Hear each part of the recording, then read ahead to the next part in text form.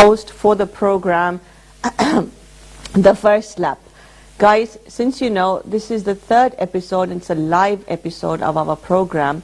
This program is dedicated towards the victims as well as survivors of domestic violence.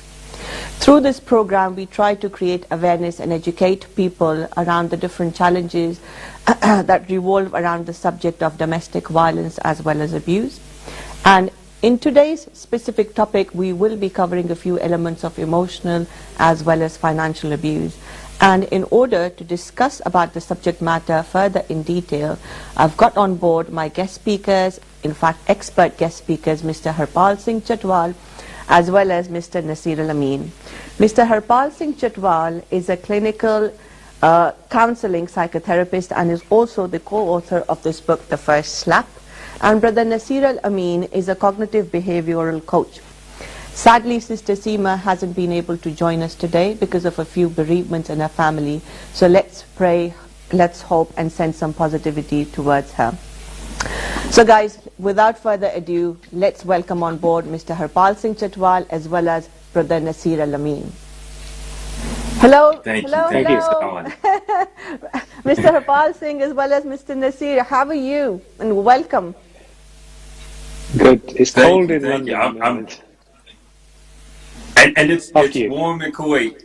Subhanallah. So yes, Harpalji is joining us from London, and Brother Nasir is joining us from Kuwait. So Subhanallah, one person has the cold weather, Harpalji is enjoying the cold weather, and Nasir Bhai is enjoying the warm weather. So a great combination there, alhamdulillah.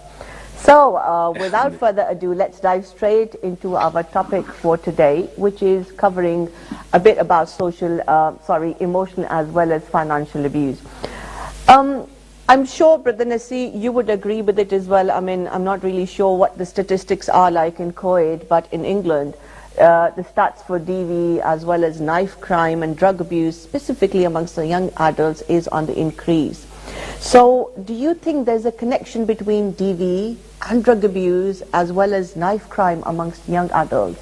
I mean, the forum is open to both of you. Feel free to shoot whoever wants to go first, inshallah. Well, since I'm older, I'll let the younger go before me. The more beautiful. Harpalji is going to take that as a compliment, though. Hey, thank you. Where I'm from, we say beauty before age, so he can begin. Okay, excellent. Go for it, Harpalji. If you go back to pre-lockdown times, about 60% of domestic violence cases are relatable to drugs, alcohol misuse. And going forward, the stats for the lockdown and knife crime is, as you said, is on the increase, and it's becoming part of how things are. Over the weekend, we've had about 6 knife crimes in London alone. So focusing on what's happened, how things happen, it's very, very culturally, it's being accepted. Going forward, we need to really work on domestic violence, drugs, alcohol, and also working with the youths who go through knife crime, who are not being listened to and not being addressed. And that's a problem we're having in our culture at the present moment. Whether you be from India or Pakistan or Bangladesh, it's not being improved. And domestic violence, as we were talking off the line, it's increasing. And it's increasing in different ways. It's not just the physical that is affecting us. It's the emotional, it's the psychological, and the financial. And hopefully we'll talk more about these and discuss what the differences are, what they are, and how they can be worked on within the family without having to go outside. Yeah, sure. What would you like to say, Brother Nasir, the fact that you've got a domestic violence, experience as well? So would you like to bring on some personal experience, if you will? So I think the part that I would add to this would be, if we're talking about the financial piece as well, I think it's very critical for us as professionals, but also as those who are sharing insight with those that are the victims of abuse, to remember the elephant in the room, right? To remember the hidden hand that's in all of this, especially if we're acknowledging the financial piece. So what I mean by that is, so we have horizontal violence, right, amongst those in our peers, right, our neighborhood, our groups. right? Especially when you're talking, I'm assuming, in terms of knife crimes as well. We also have to acknowledge the vertical violence, right? The violence of the state. So I think we have to also not disregard that element here. Yes, we hold those who are abusers accountable, but we also have to hold the state that creates the conditions accountable as well. So I'll speak from the terms of the states. The U.S. spent this year, their budget for this year, their military budget is approximately $740 billion. Wow. Their education budget is about $66 billion. I think when I looked last, your military budget for the UK was around £42 billion. Roughly about the same we spent on education. So that should tell you the priority that the U.S. spends in terms of its violence around the world versus the education that can change the environmental context in which these incidents occur. So it's important that as we address, as we will here, and as most texts do, we address always the horizontal violence that happens within homes, within neighborhoods. But we also have to understand that there is that vertical violence that occurs from the state that creates the conditions of men and women being frustrated, right? Youth being frustrated, feeling that sense of hopelessness about their future, right? And that's a generational thing. So if we're talking about generational trauma, that's also a reality of generational poverty, right? And I can't speak for the UK, but I would assume, and please correct me if I'm wrong, that the ethnic groups that come from the former British colonies are probably higher represented in your jail system and amongst crimes as well. So I think we have to also remember that vertical violence that happens that creates the conditions for this domestic and partner violence that we see. I know that's the case in the States.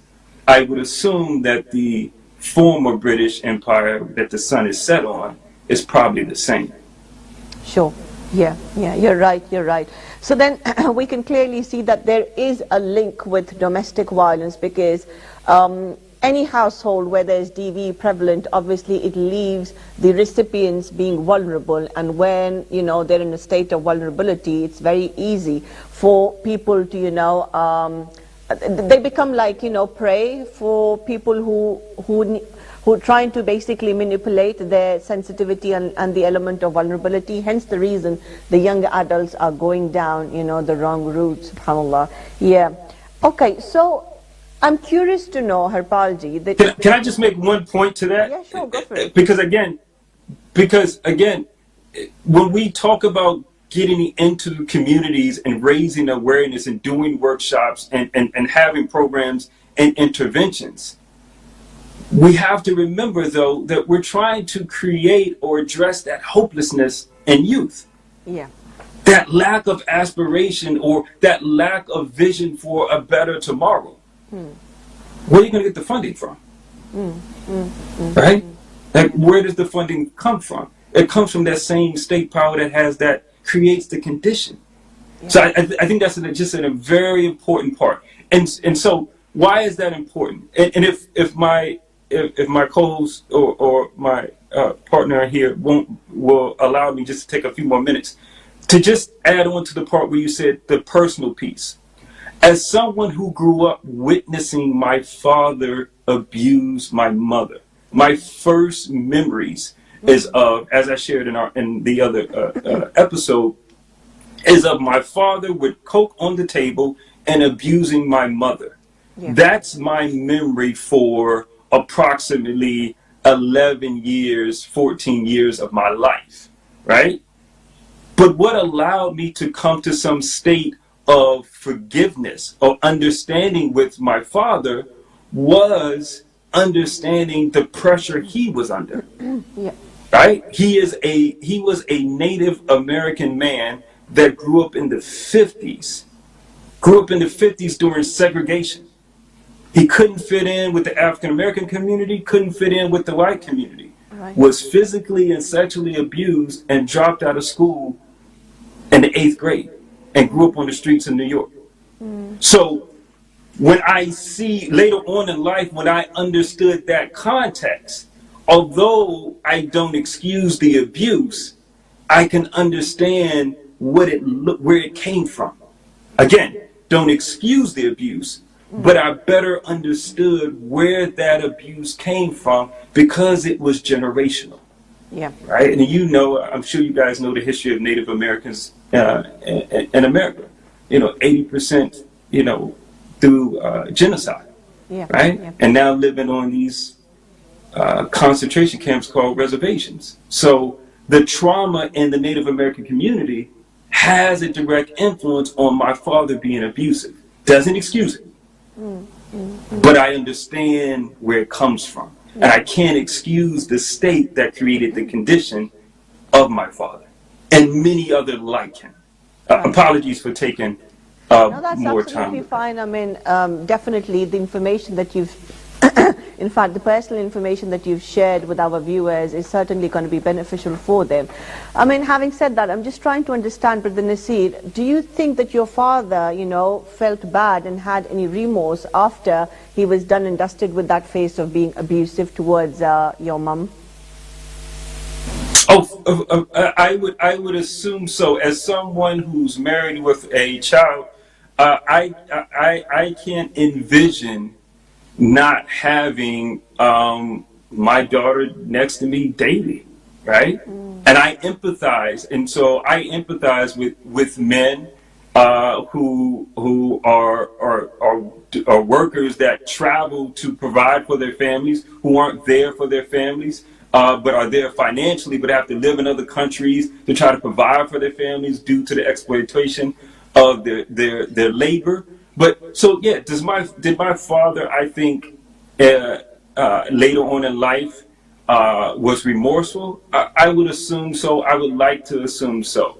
But if he wasn't, I would still look at that vertical violence, right, that created him, because what I'm certain of is he was probably still dealing with the trauma. Again, 8th grade education, sexually and physically abused, growing up on the streets of New York in the 50s and the 60s. That's not a recipe for a healthy male. It's just not. Thank you so much for And the that. services were not there, right, to serve him, or those that were that looked like him. Yeah. Right? Yeah. I don't know what happens for you guys in the UK, but in the States, you can age out of the foster care system at 18. Wow. Right? And once you age out, a lot of times in the States, what happens is you go into the homeless system, Yeah. right? Into a shelter. Yeah. Right? So the system, again, you spend $740 billion on military weapons. I think you have a little couple billion more that you could share towards development programs, right, for youth, for women wanting to get out of systems, and men, right, who are abused, that need services, who need counseling. Sure. Right? Yeah. You're right about that. Moving over to Harpalji. Harpalji, do you think because of the pandemic, people are cooped inside their homes and they've literally taken over each other's emotional space? So in this kind of a situation, where we're experiencing national lockdown as well, is that going to kind of push the men out of their, not really a comfort zone, but would they be forced and pushed to speak out openly about domestic violence? Hinaji, if I can be honest, men don't like talking. They end up getting punished. Either it be self-inflicted, as Nazir said, state-inflicted, or culturally inflicted. Men don't like talking. And what I found is they're rather, in a cooped-up environment, stay cooped up and then lash out when the bottle gets too much. I'll give you an example of what happens. To give you a beverage like a Coke bottle or something. Yeah. It's cooped up for them is that bottle shaking. Right. That bottle shakes and shakes and shakes every day. And one day, someone will open that lid, what we call in the profession a trigger moment. Something will trigger them. Yeah. And when that trigger moment happens, they will lash out. That gas will come out of that bottle. that frustration, that anger, that resentment, that pressure that's been built up will come out the bottle and things will happen. Either that will be in the shape of violence, either that be in adrenaline, either that be in anger, or it may be in other different forms. But what happens is the person the man who's in that decision will affect the people around him. So his family, his daughter, his son, his wife, the pet dog, the next door neighbour. That's who will get influenced. That was the people who will get affected. Yeah, sure. But talking to the GP or ringing up for a counselling support, it's not on their mind. It's not part of their narrative. It's not part of their learning. It's not part of who they what they are, because they're conditioned. Yep. From society, from religion, from culture, from learned behaviours that you have to do certain ways. When I work quite a lot of people who bereave, and it's acceptable for a woman to bereave. It's acceptable for a woman to cry. But when a man wants to emotionally release and he wants to cry, he's been told, you're the man of the house, you can't cry. You can't show emotions. Man up. Regardless if you're Hindu, Sikh, Muslim, whoever you are, the religion doesn't tell you what happens. Our culture, our identity, our belief system, our tradition is what stops men from getting the support they need. Yeah. And I suppose it gets triggered from, as Brother Nasir earlier on mentioned, it's more of a socio-economical problem, not necessarily a religious problem or a cultural problem per se. So I would 100% agree with you on that one. And so whilst, as you gave the example earlier on of a bottle just, oozing out. Point to that? Yeah. When you mention the cultural piece, again, I think this is it's a nuanced point, but it's important to remember. We're talking about learned behavior. We're talking about influencers, right? And again, when we're talking about this cultural piece, I can't speak for the UK, but I can tell you for the States, we are a very violent nation, right? And that's the culture in which men grow up in. We are a violent nation, and we export that violence everywhere. So American culture does not teach men how to address frustrations or anger, right? We definitely don't teach men how to de-escalate their anger to irritation or frustration. We don't teach emotional regulation, right? But what we show is, and you look at what happened in the Capitol a month ago, what we show is when we have a disagreement, men get violent. Right? So again, we're coming back to that vertical piece, right? That horizontal piece we know, but that vertical piece we have to acknowledge as well, because it also sets the tone of the culture. Because I don't believe this is necessarily a religious thing. I think it's a influence thing. Yeah, absolutely, because it is pretty much prevalent in all communities, all ethnicities, all sorts of backgrounds. So having said that, going back to the point that Harpalji was talking about, and he gave an example of a bottle, when it's full up, it would just, ooze out and spread everywhere. And anybody who is around that situation at that point in time gets roped into the wrath of that person, whoever, could be a man or a female, giving domestic violence and abuse. So the direct recipient, I'm thinking, in this case, becomes the children as well, right? And in that moment in time, or in the heat of the moment, whoever the abuser is amongst the parents, is it okay for them to just, gently slap across the child's face, thinking, well, they're trying to, intervene sort of into this domestic issue that a couple is having within themselves, and we're just trying to discipline the child by, slapping them gently and trying to force them out of that area from a mindset that, okay, they shouldn't be here. This is not the right place for them. What do you have to say about that? Because in our culture, Harpalji, you know it yourself, parents, when they lash out, when they're angry, or even on a day-to-day basis, कि हम अपनी life की अगर बात करें कि बच्चों को एक थप्पड़ लगा देते हैं कि अपने कमरे में जाके बैठो. Okay, somebody is calling, inshallah. Let's take this call. Ji, assalamu alaikum. Hello. Hello अस्सलाम वालेकुम। वालेकुम अस्सलाम। मैं आपदा बात कर रही हूँ और मुझे भी आपके इस प्रोग्राम में बात करनी है। जी जरूर, कहिए, बताइए। हमने बातें सुनी हैं दोनों साहब की, मिस्टर अमीन की भी और दूसरे साहब जो बैठे हैं उनकी भी। तो क्योंकि हमारी इतनी एज तो है कि हमें समझ है कि ये सारे अब्यूज क्या हैं, और फिर हम एक ऐसे मुल्क में रहते हैं जिसमें हमें ये चीज सिखाई जाती है। इसके बारवैक्स के नसीर भाई ने कहा कि हमारे उधर तो नहीं सिखाई जाती है इस तरह का, इंस्टेड हमें ज्यादातर अग्रेसिवनेस ही काइंड ऑफ उस मुल्क में ज्यादा है, तो हमारा तो नहीं है।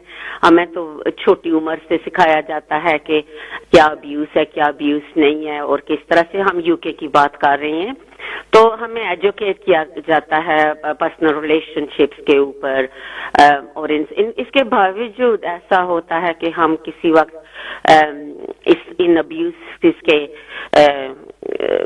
विक्टिम बन जाते हैं, फिजिकल के, इमोशनल के, फाइनेंशियल के, और जो अलग अलग हैं इनके बन जाते हैं।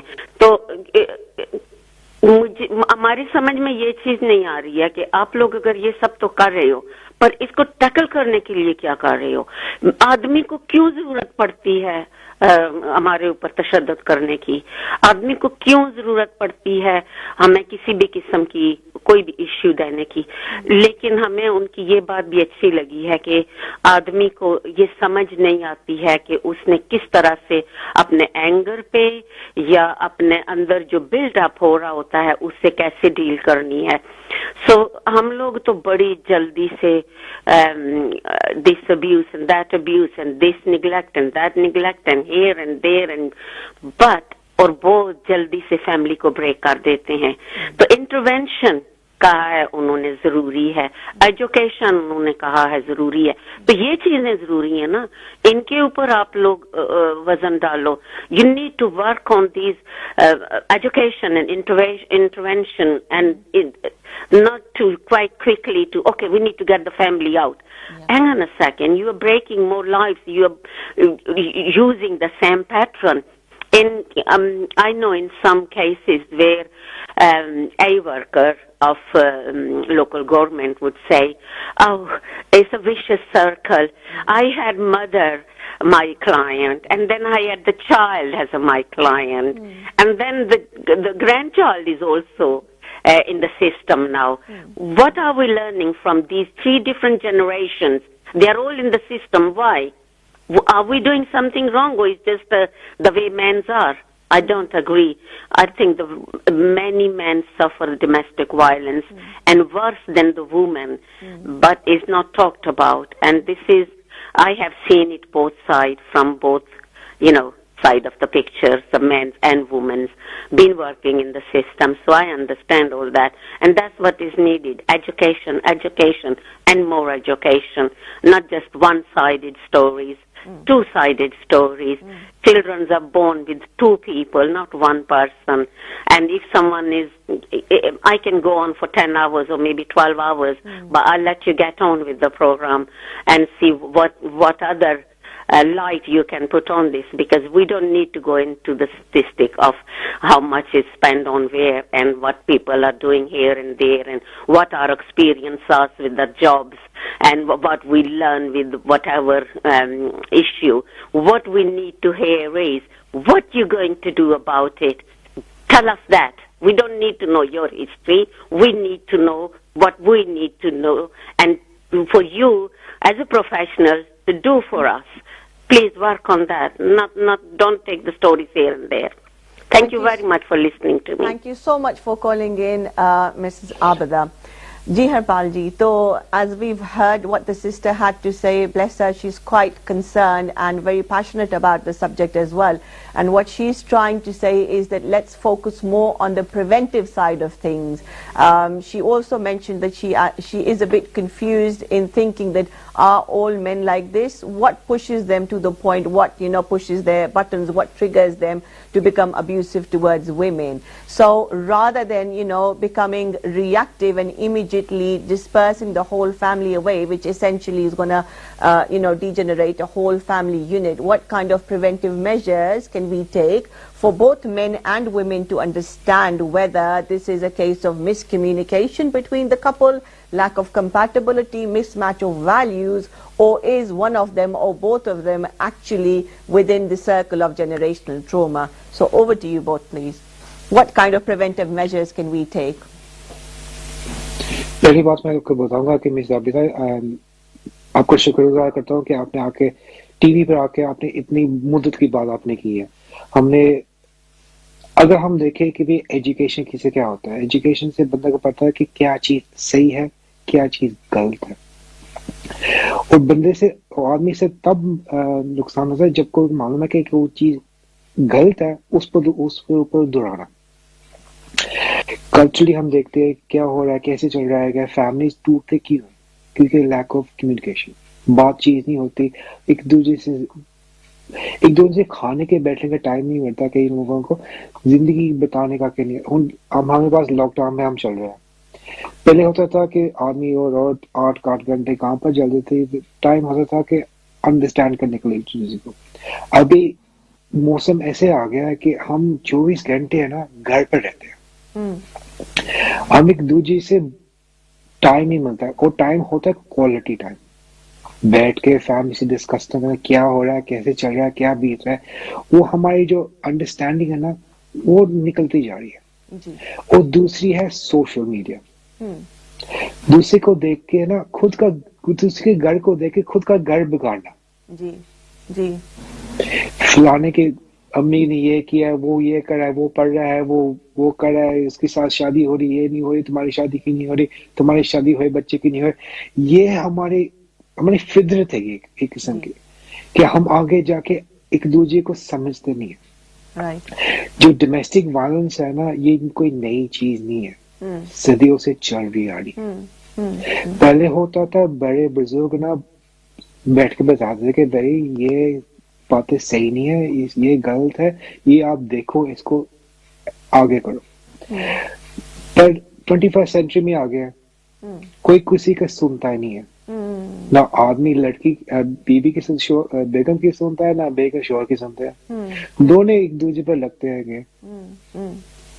तो प्रॉब्लम ये है कि मैंने भी देखा है कि भी अगर हम एक दूसरे से बात भी करें ना, आर्ग्यूमेंट में जाने में बहुत टाइम नहीं लगता। Okay. Sorry, we'll just quickly take this call, Harpal ji. We'll quickly take this call. Hello. Sure. Hello. Good evening. Good evening. Hello. Good evening.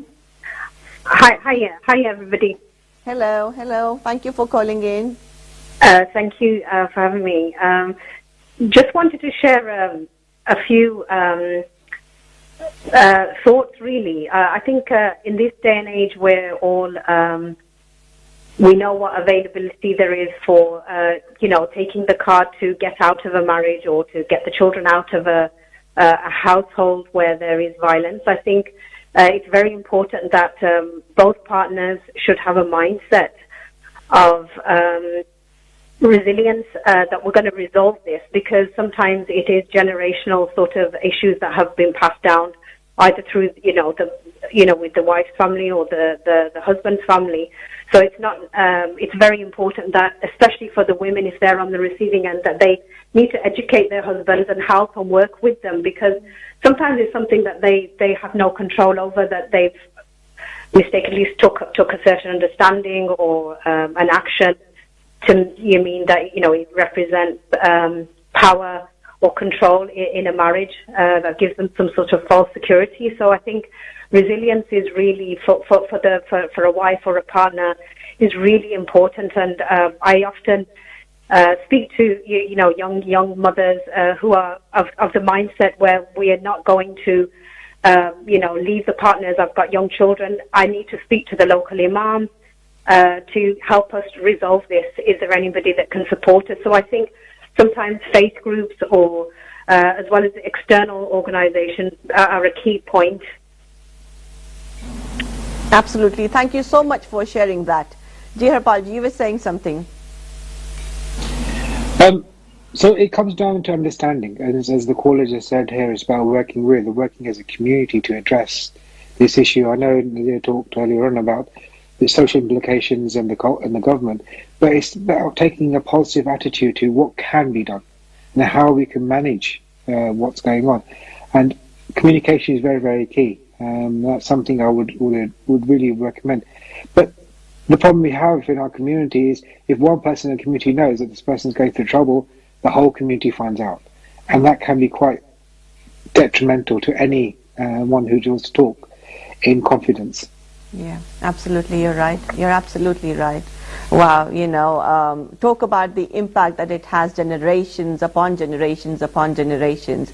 And the way that Brother Nasir earlier on mentioned that the government needs to understand where essentially, the huge pot of the money essentially needs to go towards helping domestic violence victims. They shouldn't be thinking twice if they feel as though their life and their own safety and the children's safety is in jeopardy. Then they shouldn't be thinking twice that if we leave our home today, we'll either be, pushed into a shelter home, we'll be homeless and things like that, which then forces them to stay in a turbulent relationship. So rather than investing more pool of money towards helping young adults develop their employability skills, which is the preventive measure, which is the cure eventually once when the young adults have gone down that route because of being vulnerable due to being exposed to DV. It is better if the government is spending more money towards supporting the domestic violence victims and giving them comfortable places where mums can easily leave and start a fresh life with their children and raise their children with a positive and healthy mindset, which eventually is going to eliminate and curb and cut down the rates or the statistics of young adults going downhill and getting into the activities that they shouldn't be involved with.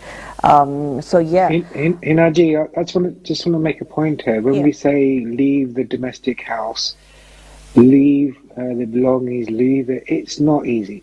Yeah. For anyone out there that says it's easy to leave a domestic violence relationship, it's hard. Yeah.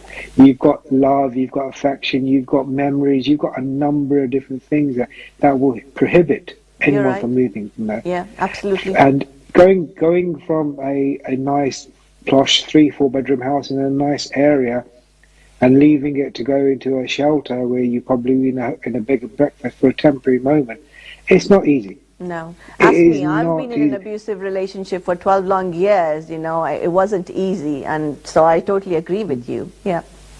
And for people out there who have not gone through domestic violence or domestic abuse, to say, do you know what, why don't you leave the house? If he's doing that to you or she's doing that to you, why don't you leave it? It's not easy. It takes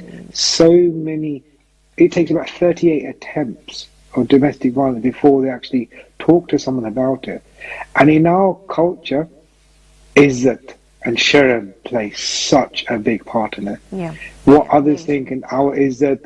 And I've been in situations where a woman's stayed in an abusive relationship because her own father has told her कि भी तू चली जाएगी तो मैं तुम्हारी बहन के साथ शादी कौन करेगा? बिल्कुल. And this is the pressure people are under, and people stay in that pressure cooker. People don't leave because our own community don't accept them. There are stages where people have been told that if you leave him, who's going to marry you? Yeah. You've got 3 kids with him, 3 daughters with him. Who's going to marry you? Who's going to look after you? And this is not the government. No. This is our own community, our own families telling this. You stay here. You got married. You come back when it's time to go to your grave. Yeah. And how many families out there, due to their, I want to say cultural, is that the shurat, the understanding will say, you know what, You're married. Now it's your life. You deal with it. Don't come to us. Yeah. And this is where we need to really work with our families, our daughters, our sons who are going through domestic abuse relationship, and say, you know what, we're here to help. Absolutely. We're not here to turn a blind eye. We're not going to throw you away. We're not going to shun you. I'd rather have my child alive and with me than be in a miserable, dead relationship called marriage. Yeah, absolutely. Agreed 100% with that. Just being mindful of the time as well. So somebody had messaged me earlier on and they've shared their personal experience, which I'd like to share with you now, so you can, throw some light on it, whether it would consider to be, under the category of emotional as well as financial abuse. So the brother has messaged saying that most of the, or say majority of the chunk of his income goes towards taking his wife for shopping, and when he tries to, get this concern out with her and discuss about the budget, she throws a fit and she starts doubting his love for her. So he's saying, I'm concerned, I'm doubtful whether does she really love me, or if she does, is her kind of, does these tangible things sort of be able to provide her some kind of a security, or what's going on? He doesn't understand, so he's asked you both to throw some light on the issue. Is she trying to financially abuse him or emotionally abuse him? Because she threatens him when she picks up when he tries to sort things out with her, put some sense in her mind that, look, majority of my income is going towards your shopping and this is not on, and she then threatens to leave him. So he's just basically a little doubtful at this point in time that, does she really love me? Does she really want me? Does she want me because of the money that I'm providing for, or is it some kind of learned behavior? So he just wants a little bit of clarity on this matter. If you could both throw some light on that. Brother Nasi, you've been quiet for a bit now, so you can start off, please. Yeah, so I think with that particular case, what I would say to that brother is he needs to get a coach, counselor, or therapist, right? Because there's more to this than what he shared with us. What he shared with us is probably 1% of the issue, right? Because there's so many things we don't know. Was this the lifestyle she had that he, married her, that she already had, and she's expecting to maintain that? Is that what she saw in her father and mother's dynamic? Is that culturally acceptable from her particular community? Is that what he presented to her before they got married, that he would live that type of, give that, afford that type of lifestyle? And then also for her, I don't know, is as we talked about before, are external items, conditions, the things that she used to validate herself? And by him acknowledging or threatening not to give those to her, then that's a threat to her sense of self-worth and self-esteem, i.e. I am worthy because I have this bag, this makeup line, or I can pose on Instagram and get these many likes by the things that you buy me. So by you taking that away, you're threatening my sense of self-worth, right? Again, that's not healthy, but that may be there. So that's why I said I think it would be good for him to get help, because there are a lot of variables at play, right? And I would also be interested in, what is his train of thought? What is his narrative for himself if his wife doesn't love him? What does that mean about him, right? So I think what I would say is he would need to work with someone because it looks like there's more than just marital dissatisfaction. It's marital disturbance at this point. Sure. Quickly, before we wrap up the program for today, Alhamdulillah, we've been able to cover quite a lot, and hopefully our viewers are going to benefit from this information. But just very quickly, before we wrap up, Harpalji, would you like to, comment on the same situation as the brother shared with us? One thing I would say, it could be both individually and neither, because as Nazir said, it's not as clear cut. Especially when you talk about financial, emotional abuse, it's not something that's quite simple as she spends my money. You've got to literally look at the dynamics of the relationship And from what I'm hearing and I'm agreeing with this, there needs to be external support from either some sort of intervention where they're able to process what's going on. And sometimes in life, we've got to really look at our relationship, our marriage, and go, actually, what's going on here? Where's our future? Where is our focus? Where are we going with this? And we really need to really sit down and figure out where this relationship's going. Yeah. If that's through, you can do together, great. If you need a coach, a counselor, or some sort of therapist, then there's no shame in using a external expert in their field. Absolutely. Even if you can probably speak to myself or Nazir and afterwards, and we can get more clarity on it. Yeah. But one thing I would say, if someone out there is in that position where they're not too sure, speak to an expert.